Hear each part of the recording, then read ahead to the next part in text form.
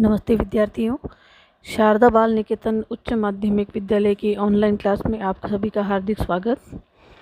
हम पढ़ रहे हैं लेखक भगवती प्रसाद वाजपेयी की कहानी मिठाई वाला। इससे पूर्व में हमने लेखक परिचय पढ़ा, पाठ परिचय पढ़ा और उसके कुछ प्रश्नोत्तर और शब्दार्थ भी हमने सुंदर राइटिंग में अपनी उत्तर पुस्तिका में लिखे होंगे। आज हम मूल पाठ पढ़ेंगे, तो प्रारंभ करते हैं।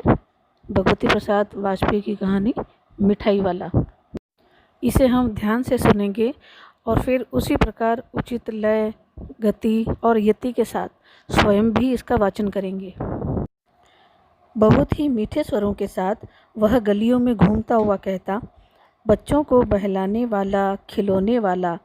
इस अधूरे वाक्य को वह ऐसे विचित्र किंतु मादक मधुर ढंग से गाकर कहता कि सुनने वाले एक बार अस्थिर हो उठते। मादक यानी नशीला, मधुर अर्थात मीठा, सुनने में प्रिय लगने वाला, अस्थिर यानी विचलित। उसके स्नेहाभिषिक्त कंठ से फूटा हुआ, स्नेहाभिषिक्त अर्थात स्नेह से भीगा गला या प्रेम में डूबा हुआ, उसके स्नेहाभिषिक्त कंठ से फूटा हुआ उपयुक्त गान सुनकर निकट के मकानों में हलचल मच जाती। छोटे छोटे बच्चों को अपनी गोद में लिए युवतियां चिकों को उठाकर छज्जों पर नीचे झांकने लगती। चिक अर्थात जालीदार पर्दा।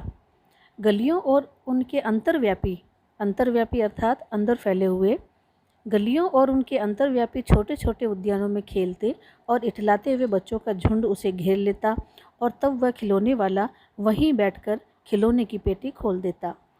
बच्चे खिलौने देख पुलकित हो उठते, पुलकित अर्थात रोमांचित। वे पैसे लाकर खिलौने का मोल भाव करने लगे। मोल भाव करना अर्थात कीमत पूछना।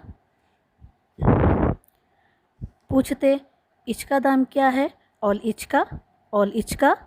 खिलौने वाला बच्चों को देखता और उनकी नन्ही नन्ही उंगलियों से पैसे ले लेता और बच्चों की इच्छा अनुसार उन्हें खिलौने दे देता।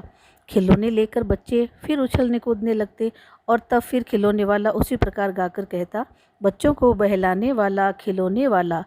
सागर की हिलोर अर्थात लहर, सागर की हिलोर की भांति उसका यह मादक गान गली भर के मकानों में इस ओर से उस ओर तक लहराता हुआ पहुंचा और खिलौने वाला आगे बढ़ जाता।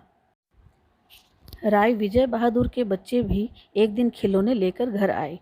वे दो बच्चे थे, चुन्नू और मुन्नू। चुन्नू जब खिलौने ले आया तो बोला, मेला गोला केछा छुंदले। मुन्नू बोला, और देखो मेला केछा छुंदले। दोनों अपने हाथी घोड़े लेकर घर भर में उछलने लगे। इन बच्चों की माँ रोहिणी कुछ देर तक खड़े खड़े उनका खेल निरखती रही। निरखना अर्थात देखना, निहारना। अंत में दोनों बच्चों को बुलाकर उसने पूछा, अरे ओ चुन्नू मुन्नू, ये खिलौने तुमने कितने में लिए हैं? मुन्नू बोला, 2 पैसे में, खिलौने वाला दे गया है। रोहिणी सोचने लगी, इतने सस्ते कैसे दे गया है? कैसे दे गया है ये तो वही जाने, लेकिन दे तो गया ही है, इतना तो निश्चय है। एक जरा सी बात ठहरी। रोहिणी अपने काम में लग गई। फिर कभी उसे इस पर विचार करने की आवश्यकता भी भला क्यों पड़ती।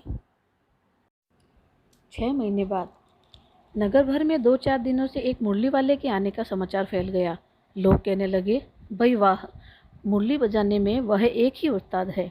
उस्ताद अर्थात कुशल, निपुण, माहिर।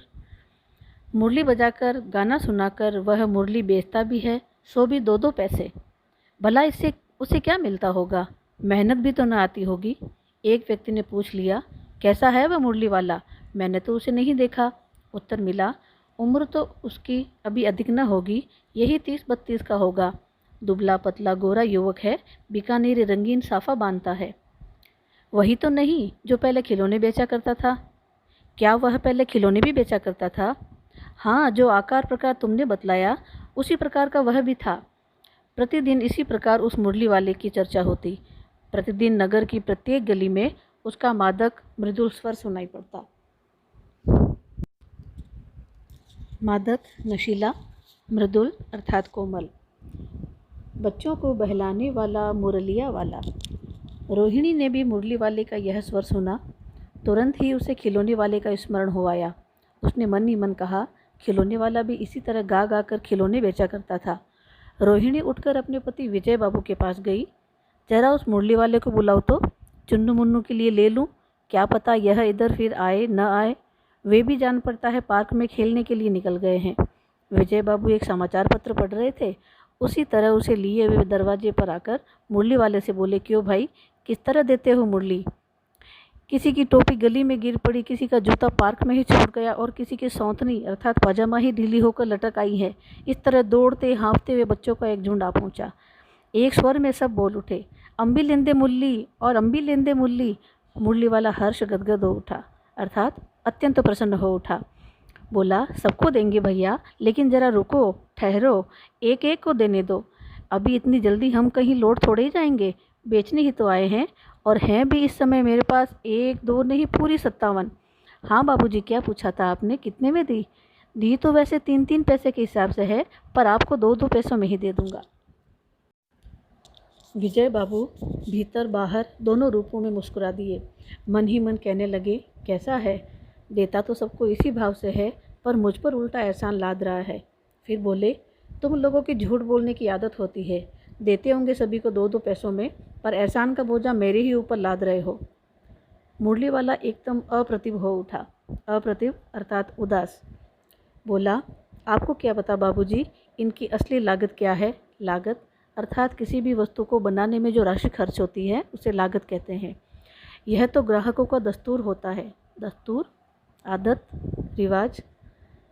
यह तो ग्राहकों को दस्तूर होता है कि दुकानदार चाहे हानि उठाकर चीज़ क्यों न बेचे, पर ग्राहक यही समझते हैं कि दुकानदार मुझे लूट रहा है। आप भला काहे को विश्वास करेंगे? लेकिन सच पूछिए तो बाबूजी, असली दाम 2 ही पैसा है। आप कहीं से 2 पैसे में ये मुरलियाँ नहीं पा सकते। मैंने तो पूरी 1000 बनवाई थी, तब मुझे इस भाव पड़ी है। विजय बाबू बोले, अच्छा, मुझे ज़्यादा वक्त नहीं, जल्दी से 2 ठौ निकाल दो। ठौ अर्थात कानपुरी भाषा में गिनती के साथ में जुड़ने वाला शब्द है। 2 मुरलियाँ लेकर विजय बाबू फिर मकान के भीतर पहुंच गए। मुरली वाला देर तक उन बच्चों के झुंड में मुरलियाँ बेचता रहा।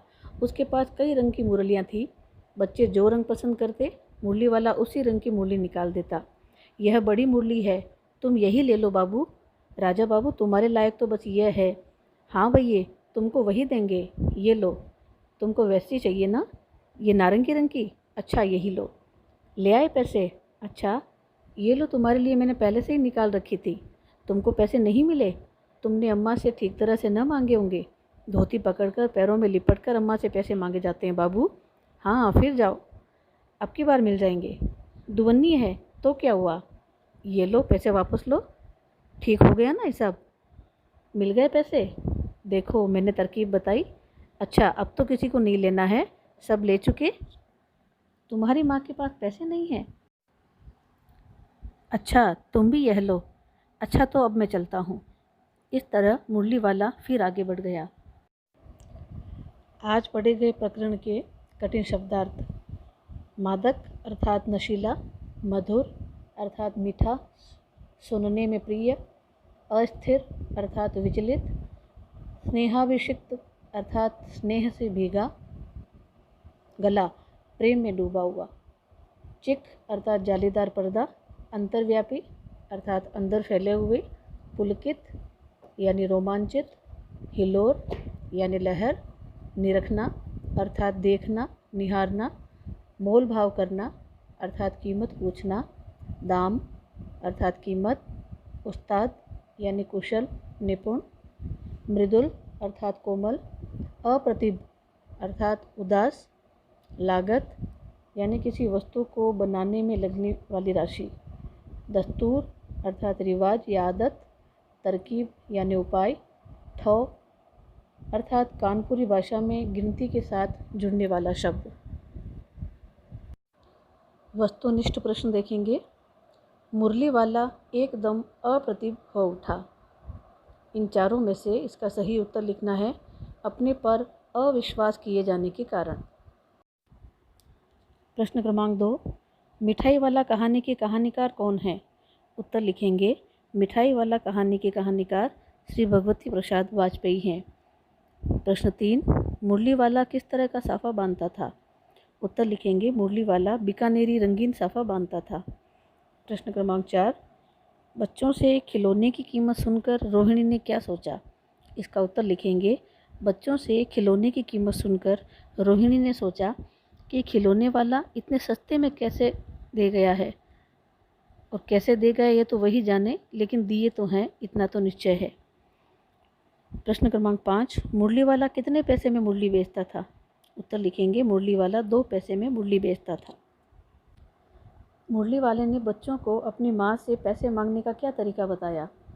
मुरली वाले ने बच्चों को अपनी माँ से पैसे मांगने का तरीका बताया कि माँ की धोती पकड़कर उनके पैरों में लिपटकर उनसे पैसे मांगे जाते हैं।